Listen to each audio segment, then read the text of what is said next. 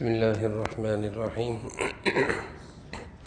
الحمد لله والصلاة والسلام على سيدنا محمد وعلى آله وأصحابه أجمعين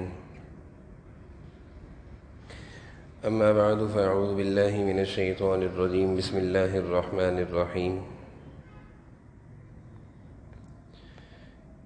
وإني خفت الموالي من ورائي وكانت امرأتي عاقرا فهب لي من لدنك وليا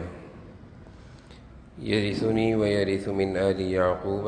واجعله ربي رضيا صدق الله العظيم اللهم صل على سيدنا ومولانا محمد وعلى آل سيدنا ومولانا محمد وبارك وسلم اللهم صل على سيدنا ومولانا محمد وعلى آل سيدنا ومولانا محمد وبارك وسلم۔ میرے قابل احترام بزرگوں اور عزیز بھائیوں،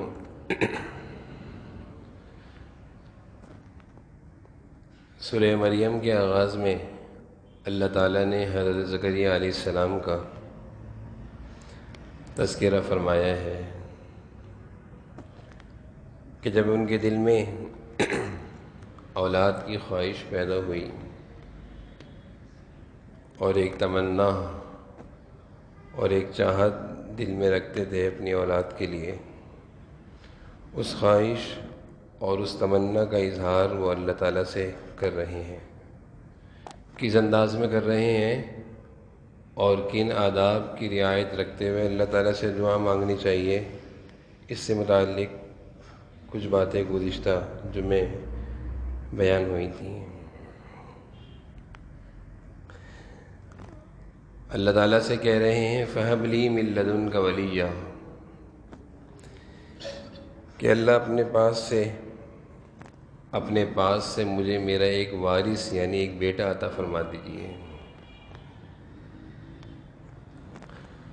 میں نے گزشتہ جمعے یہ بات عرض کی تھی، اپنی حاجت اور اپنی تمنا اور اپنی ضرورت کے رکھنے سے قبل اللہ تعالیٰ کی حمد و ثنا، اللہ کی تعریف اور اپنی محتاجگی اور بے بسی کا اظہار ہونا چاہیے، اس کے بعد اپنی ضرورت اللہ کے سامنے رکھنی چاہیے۔ حضرت زکریا علیہ السلام نے شروع میں اپنی کمزوری اور بے بسی کا اظہار فرمایا اور اس کے بعد اللہ تعالیٰ سے اپنی ضرورت کا اظہار فرمایا۔ فَهَبْ لِي مِن لَّدُنْكَ وَلِيًّا، میں بیٹا چاہتا ہوں، اولاد چاہتا ہوں۔ اگلی آیت میں یرثنی ویرث من آل یعقوب واجعلہ رب رضیہ، ابھی اولاد دنیا میں آئی نہیں ہے، ابھی اولاد کی دنیا میں آمد نہیں ہوئی، پیدائش نہیں ہوئی، پیدائش کا سلسلہ بھی شروع نہیں ہوا۔ خالد باہر تو باتیں کر رہے، ان کو منع کر دو۔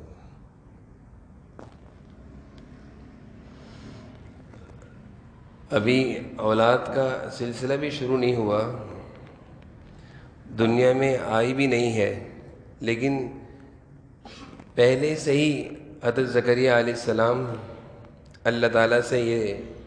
فرما رہے ہیں کہ میں اس کو کیا دیکھنا چاہتا ہوں، کیا بنانا چاہتا ہوں۔ ہم اپنے لیے اولاد کی تمنا ظاہر کرتے ہیں اور صرف یہ کہتے ہیں کہ بیٹا ہو جائے۔ قرآن کریم اور احادیث مبارکہ کی دعاؤں سے، ہدایت سے، نصیحتوں سے معلوم چلتا ہے کہ جب انسان اللہ تعالیٰ سے اپنے لیے اولاد مانگتا ہے تو یہ ضرور کہے کہ اللہ نیک بھی ہو، صالح بھی ہو، سعادت مند بھی ہو، فرما بردار بھی ہو، نیک وکار بھی ہو، والدین کی نیک نامی کا ذریعہ بنے، بدنامی کا سبب نہ بنے۔ دنیا میں کتنے ایسے حالات اور ایسے واقعات ہم روزمرہ کی زندگی میں دیکھتے ہیں کہ بہت سارے والدین آج کے اس ماحول میں اپنی اولاد کی بدنامی سے چھپتے پھر رہے ہیں کہ اولاد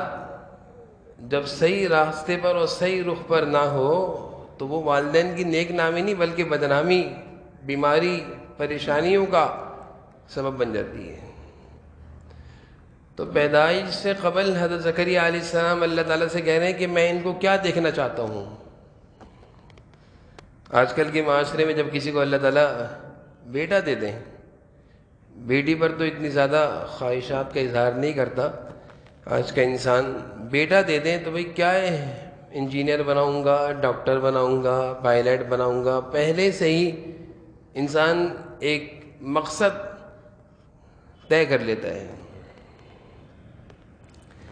حضرت زکریہ علیہ السلام اللہ تعالیٰ سے کہہ رہے ہیں کہ یرثنی و یرث من آل یعقوب، میں اپنے بیٹے کو اپنے باپ دادا والے مشن پر رکھنا چاہتا ہوں، یہ خاندان نبوت سے تعلق رکھنے والا ہے، میرا خاندان خاندان نبوت ہے، میں چاہتا ہوں کہ میرا بچہ بھی اسی خاندان نبوت والے راستے پر چلے، نیک لوگوں کے راستے پر، انبیاء علیہ السلام کے راستے پر، صلحاء اتقیاء اولیاء کے راستے پر دیکھنا چاہتا ہوں۔ پہلے سے ہی پیدائش سے قبل اپنی اولاد کو کیا دیکھنا چاہتے ہیں، اللہ تعالیٰ سے دعا کر رہے ہیں، اور ساتھ میں کہہ رہے ہیں وَجْعَلْهُ رَبِّي رَضِيًّا، اے اللہ میں چاہتا ہوں کہ میری اولاد ایسی ہو کہ آپ کی پسندیدہ ہو، آپ خوش ہو جائیں، آپ کو راضی کرنے والی ہو۔ اپنی فرما برداری کی دعا نہیں مانگ رہے کہ میری فرما بردار بنے، میرے لیے سعادت مند بنے، میری خدمت گزار بنے، میری اطاعت گزار بنے، نہیں، بلکہ کہہ رہے ہیں وَجْعَلْهُ رَبِّي رَضِيًّا، اے اللہ مجھے جو آپ اولاد دیں گے وہ ایسی ہو کہ وہ آپ کو راضی کرنے والی ہو۔ آج کے والدین بلکہ ہر ایک یہ چاہتا ہے کہ اولاد میری فرما بردار بنے، بیٹا میرا سعادت مند بنے، قدردان بنے، خدمت گزار بنے، میری آنکھوں کے اشارے پر میرے کام کرے، تو یہ ہر ایک کی خواہش ہے، اور اس کے لیے کوشش بھی کرتے ہیں، محنت بھی کرتے ہیں، اس کے لیے تربیت بھی کرتے ہیں، لیکن کبھی کسی والدین کے دل میں، ان کی دعاؤں میں شاید بہت کم یہ لفظ زبان پر آتا ہوگا کہ اللہ میں چاہتا ہوں کہ میری اولاد آپ کی بن جائے، نیکوکار ہو، سعادت مند ہو، اللہ متقی ہو، آپ کو خوش کرنے والی ہو، آپ کے احکامات کو پورا کرنے والی ہو، اس کی فکر یہ بہت کم والدین کے دلوں میں ہے۔ حضرت زکریہ علیہ السلام نے جب اس بات کی فکر کری کہ اللہ یہ میں چاہتا ہوں کہ میری اولاد آپ کی بن جائے، تو اللہ تعالیٰ نے آگے اس دعا کو قبول فرمایا، اور اس کی قبولیت کا اللہ تعالیٰ نے اعلان فرمایا کہ ہم نے تمہاری اولاد تمہیں بیٹا دے دیا، اور بیٹا دینے کے بعد اللہ تعالیٰ فرما رہے ہیں وَبَرًّا بِوَالِدَيْهِ، بیٹا ایسا دیا جو تمہارا قدردان ہوگا، فرما بردار ہوگا۔ زکریہ علیہ السلام کی کوشش تھی کہ اللہ کا فرما بردار بنے، اللہ تعالیٰ فرما رہے ہیں تمہارا قدردان ہوگا۔ جب والدین یہ کوشش کریں گے کہ اولاد اللہ والی بنے تو اللہ تعالیٰ پھر اولاد کو والدین کا بھی قدردان بنائے گا۔ قرآن کریم کی اس ترتیب سے، قرآن کریم کی ان آیتوں سے ہمیں یہ واضح طور پر سمجھ میں آ رہا ہے کہ جب والدین کی یہ سوچ ہو کہ میرا بیٹا میرا اگر کوئی حکم توڑتا ہے تو غصہ آ جائے، اور اللہ کا حکم توڑے تو غصہ بھی نہ آئے، میرا بیٹا اگر میری بات نہ مانے، میری اولاد اگر میری نہ سنے تو مجھے غصہ آ جائے، اور وہ اللہ کے دن بھر میں کتنی حکموں کو توڑ رہا ہے، اللہ کو کتنا ناراض کر رہا ہے، اس پر والدین کو غصہ بھی نہیں آتا۔ اور پھر بعد میں کیا ہوتا ہے کہ والدین اولاد سے بیزار ہو جاتے ہیں، پریشان ہو جاتے ہیں کہ نہ یہ ہماری بنی نہ اللہ کی بنی۔ یہ نتیجہ ہے، یہ غلط سوچ کا غلط نتیجہ ہے۔ اگر صحیح سوچ ہو کہ میں چاہتا ہوں کہ میرا بچہ اللہ کا نیک بندہ بنے، فرما بردار بنے، اللہ کو راضی کرنے والا بنے، اللہ تعالیٰ اس کے نتیجے میں اس کو نیک بھی بنائیں گے اور والدین کے قدردان بھی بنائیں گے۔ ہماری فکر ہوتی ہے کہ ہماری بن جائے، ہماری بات ماننے والی بنے، اس کی تعلیم پر خرچ کرتے ہیں، اس کو دنیا داری سکھانے پر خرچ کرتے ہیں، دنیاوی تعلیم پر خرچ کرتے ہیں، لیکن کبھی یہ نہیں سوچا تھا کہ اس کو اللہ والا بنا دیں۔ نیک بنا دیں، یہ اللہ کو راضی کرنے والا ہو، تو نتیجہ کیا نکلتا ہے کہ نہ وہ ہمارا بنتا ہے نہ وہ والدین کا، اللہ کا بنتا ہے، نہ وہ ہمارا رہا نہ وہ اللہ کا رہا۔ کیونکہ جب اللہ تعالیٰ سے بغاوت ہوتی ہے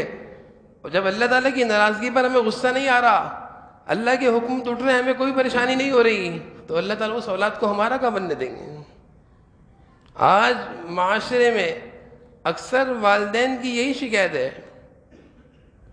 کہ اولاد نافرمان ہے، ان کے دل میں عظمت نہیں، ادب نہیں، احترام نہیں، بات کرنے کی تمیز نہیں، اونچی آواز سے بات کرتے ہیں۔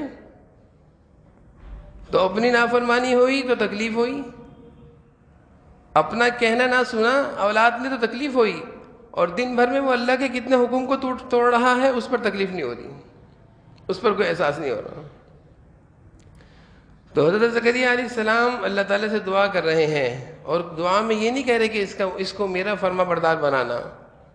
یہ میری بات ماننے والا ہو، یہ میرا قدردان ہو، یہ میرا خدمت گزار ہو، نہیں، یہ نہیں کہا، بلکہ کہہ رہے ہیں وَجْعَلْهُ رَبِّ رَضِيًّا، اے اللہ اس کو ایسا بنا دے کہ یہ آپ کا پسندیدہ بن جائے،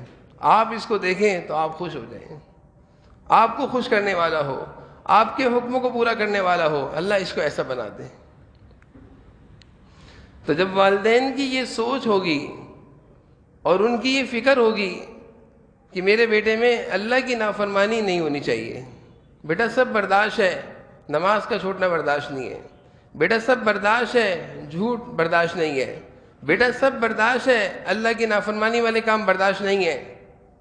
جب یہ سوچ بنے گی تو اللہ تعالیٰ اس اولاد کو والدین کے لیے بھی قدردان بنائیں گے، وَجْعَلْهُ رَبِّ رَضِيًّا۔ تو حضرت زکریا علیہ السلام کو اللہ تعالیٰ نے جب ان کی دعاؤں کی قبولیت کی خوشخبری سنائی، یا زکریا انا نبشرک بغلام اسمہ یحییٰ، اے زکریا ہم نے تمہاری دعائیں قبول کر لی ہیں اور ہم تمہیں خوشخبری دے رہے ہیں ایک ایسے بیٹے کی جس کا نام یحییٰ ہوگا، من قبل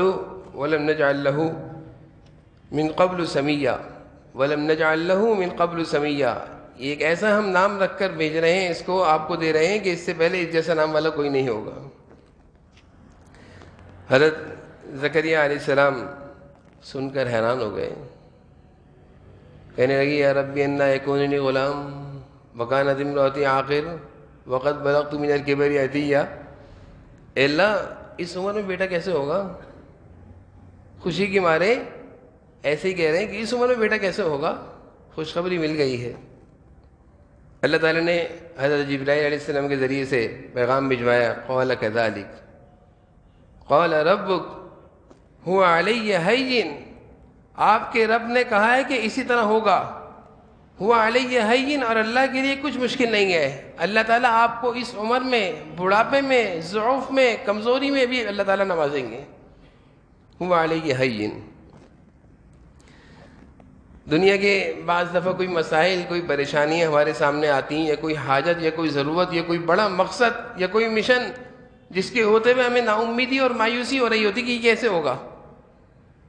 کام صحیح ہونا چاہیے، طریقہ کار صحیح ہونا چاہیے، رخ صحیح ہونا چاہیے، جائز اور حلال ہو، کسی پر زیادتی اور کسی پر ظلم نہ ہو، نہ ہی قبضہ ہو، نہ ہی کسی کا حق مارا جا رہا ہو، صحیح کام صحیح رخ پر صحیح طریقے سے اگر کوئی بھی کام ہو، اللہ تعالیٰ پر بھروسہ کرتے ہوئے جب انسان کرتا ہے تو پھر اس کو مایوس نہیں ہونا چاہیے، پھر اس کی زبان پر یہ ہونا چاہیے کہ میں نے یہ کام شروع کر دیا، اللہ تعالیٰ سے دعا کرتے، بھروسہ کرتے، اور یہ آیت پڑھتے ہوا علیہ ہین، یہ کام ہونا مجھے مشکل لگ رہا ہے، اس کا ہونا مجھے مشکل لگ رہا ہے، بڑا دکھ رہا ہے، دشوار دکھ رہا ہے، لیکن ہوا علیہ ہین، اللہ کے لیے کوئی مشکل نہیں ہے، اللہ کے لیے کوئی مشکل نہیں ہے، اللہ تعالیٰ اس کو آسان کر دیں گے۔ جن لوگوں کے عزائم اور بھروسے اور توکل اللہ کی ذات پر اس طرح کے اس درجے کے ہوتے ہیں، پھر ان کے صحیح کام کبھی رکتے نہیں ہیں، پھر وہ زندگی کے کسی موڑ پر مایوس اور نا امید کھڑے نظر نہیں آتے، کیونکہ انہوں نے اللہ کی ذات پر بھروسہ کر کے ایک کام شروع کیا ہے، اور ان کو اللہ کی ذات پر، اللہ کی قدرت پر یقین ہے کہ ہوا علیہ ہین، اللہ فرما رہے ہیں ہمارے لیے کوئی مشکل نہیں ہے، تم سوچ رہے ہو کہ مشکل ہے کیسے ہوگا، لیکن ہمارے لیے مشکل نہیں ہے۔ تو حضرت زکریا علیہ السلام کے ذریعے سورہ مریم میں اللہ تعالیٰ نے رہتی دنیا تک کے لیے ایک پیغام ہمیں یہ بھی دے دیا کہ بڑے سے بڑا کام ہو ضرورت اور حاجت ہو اپنے اللہ سے مانگو، اور مانگنے کے بعد اس پر محنت شروع کر دو. اس فکر میں نہ رہو کہ یہ اتنا بڑا کام ہوگا کیسے. ہوا علیہ ہین، اللہ کے لیے سب معمولی ہیں. ہمیں دکھتا ہے اتنا بڑا، اللہ کے لیے سب معمولی ہے. اللہ پر بھروسہ کرتے ہوئے صحیح طریقے سے، جائز اور حلال طریقے سے کام شروع کرو. ناکامی نہیں ہے، ناکامی نہیں ہے. محنت ہونی چاہیے، جستجو ہونی چاہیے، اللہ تعالیٰ سے دعائیں ہونی چاہیے. اللہ تعالیٰ کامیاب فرماتے ہیں. تو اس سورہ مریم کی آغاز کی کچھ آیتیں گزشتہ جو میں بھی تلاوت کی تھیں ان کا درس کیا تھا، اور کچھ آیتوں کا آج درس ہوا ہے. اللہ تعالیٰ ہم سب کو ان ہدایات پر عمل کرنے کی توفیق نصیب فرمائے. وآخر دعوانا الحمدللہ رب العالمین.